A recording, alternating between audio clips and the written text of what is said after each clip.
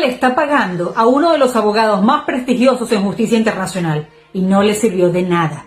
Hoy la Sala de Apelaciones de la Corte Penal Internacional dictó una sentencia que destrozó todos los argumentos del régimen. Es demasiado revelador lo que pasó este viernes. Solo hagan esta comparación. La Sala de Apelaciones publicó un resumen de la sentencia, publicó la sentencia de unas 140 páginas, además la leyó de viva voz en directo desde La Haya. Y el día de hoy, el régimen de Maduro no ha publicado ni la sentencia de las primarias ni la que se refiere a la supuesta inhabilitación de María Corina Machado. Es como para que recordemos la transparencia con la que trabaja la Corte Penal. Delcy respondió a esta sentencia con una declaración que no tiene desperdicio. Dijo que Venezuela se quedó indefensa. Habla de la supuesta indefensión de un régimen que participó en una audiencia que duró 2 días, un régimen que pudo contratar abogados de los más costosos del mundo y aún así perdió esta apelación. La verdad es que el régimen quedó en indefensión porque no les dio la gana de traducir los documentos que presentaron como supuestas pruebas. 80% de la información que aportaron nunca la tradujeron ni la presentaron de forma correcta. La CPI simplemente no la leyó. Delcy creía que la Sala de Apelaciones no se iba a dar cuenta que enviaron los requisitos en ese formato para que fuera la Fiscalía la que pasara 20 años traduciendo papeles y la investigación se retrasara aún más. La Sala no les compró la trampa. Querían retrasar el trabajo del fiscal Karim Khan, pero todo les salió mal. Indefensos. Indefensa está Rocío San Miguel y todos los presos políticos a quienes detienen de manera forzada les niegan abogados de confianza y su presunción de inocencia. Lo de Delcy es una gran y maquiavélica ironía. Estar involucrados en un juicio penal en Venezuela, eso sí es sinónimo de indefensión. Observen el comportamiento bipolar de este régimen cuando realmente tiene miedo. El alto comisionado de los derechos humanos de las Naciones Unidas redactó un tuit inofensivo y hasta tibio pues sobre Rocío San Miguel y lo votaron a él, a todo el personal de su oficina en Caracas, los expulsaron de Venezuela. La Sala de Apelaciones de la Corte Penal les lanza esta sentencia que despedazó todos sus argumentos y a pesar de eso en el comunicado de la Cancillería dicen que van a continuar trabajando con la oficina de la CPI en Caracas. Patalean mucho, pero no se atreven a responderle con la misma intolerancia a la Corte Penal, a pesar de la inmensa derrota que les anunciaron este viernes. La Sala de Apelaciones considera que la información que la Fiscalía le dio al régimen de Maduro sí era suficiente. El régimen sí sabía qué se está investigando, porque además ellos alegaron que no, pero sí se les notificó. Y en lo de presentar estos documentos en español, la Corte Penal fue tajante. Si tú quieres que se tome en cuenta las miles de hojas que traes, tradúcelas tú. Es que además hay una norma en estos procesos. Si tú quieres otro idioma de trabajo, entonces pídelo. El régimen no está en indefensión. Quienes incumplieron con los procesos fueron ellos. El régimen además alegó que supuestamente no estaba claro el alcance de los hechos que se investigan. Fueron notificados correctamente. Se investiga en un principio crímenes a partir del 2017 y luego se amplió el periodo para incluir hechos que han ocurrido en Venezuela desde el 2014, desde que llegó Maduro al poder. El régimen argumentó que ellos no tenían obligación de investigar si los crímenes en Venezuela eran sistemáticos o generalizados. Recuerden que un crimen de lesa humanidad se diferencia de violaciones de los derechos humanos porque el crimen es sistemático, es un patrón. El régimen alega que en las leyes venezolanas no se habla de crímenes de lesa humanidad.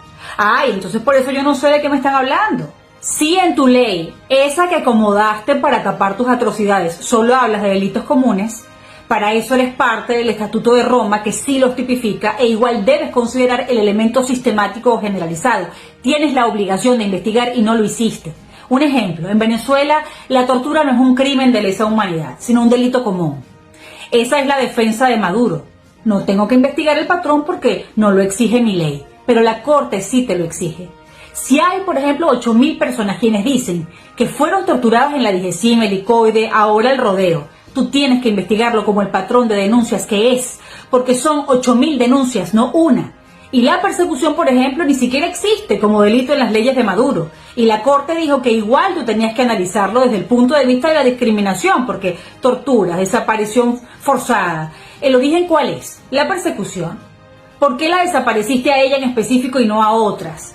El régimen de Maduro aceptó que no hay ninguna investigación por crímenes sexuales. El régimen pretende meterlo en el mismo saco de los malos tratos.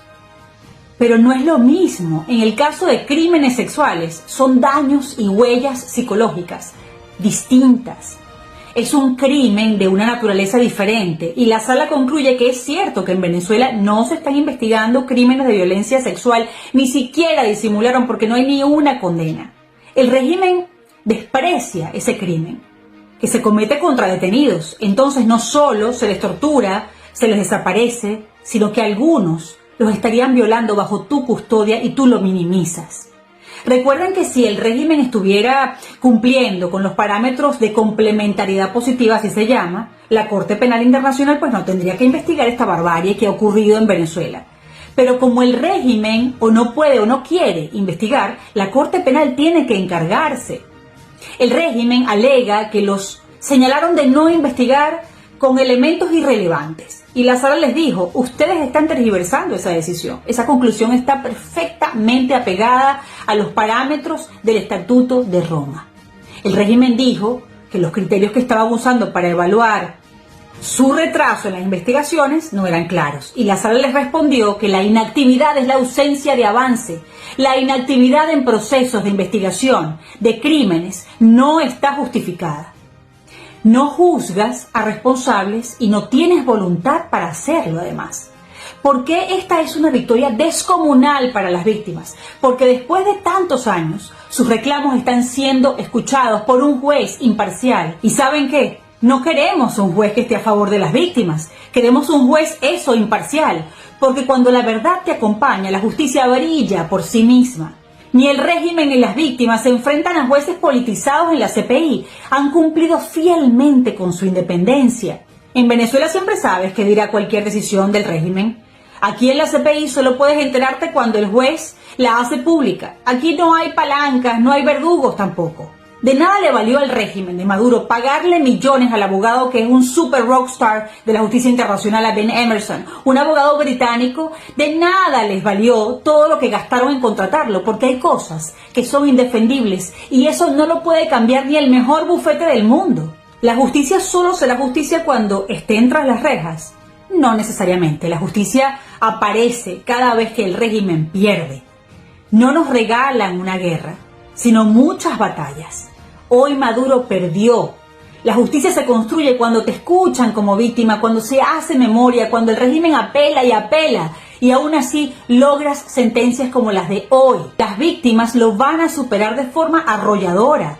Este juez hoy nos explicó punto por punto, es una justicia que te explica. La razón que asiste a las víctimas es tan firme en cada argumento. En cambio, la arbitrariedad no tiene argumentos, como dice un querido abogado amigo, salvo el mantenimiento de su propia arbitrariedad. En la CPI las víctimas sí avanzan. Le siguen ganando a uno de los regímenes que se ufana de ser de los más arbitrarios y poderosos del mundo. 2 semanas antes de esta sentencia, la DIGESIM dio una charla macabra a periodistas para pedirles que no los estigmatizaran como torturadores.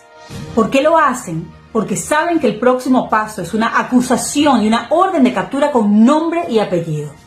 No sabemos cuándo va a pasar eso lo decide el fiscal. Karim Khan no va a querer perder, eso sí lo sabemos. Por eso se va a tomar su tiempo, el que necesite, para tener las mayores posibilidades de éxito en un juicio. Pero todos sabemos que el fiscal tiene casos sobrados con posibilidad de condena real. Maduro ha detenido a defensores de derechos humanos, se burla de esos gobiernos con los que firma negociaciones, nos quiere vender la idea de que todo lo tiene bajo control. Pero las víctimas le derrumbaron la propaganda. No pueden controlar a la Corte Penal.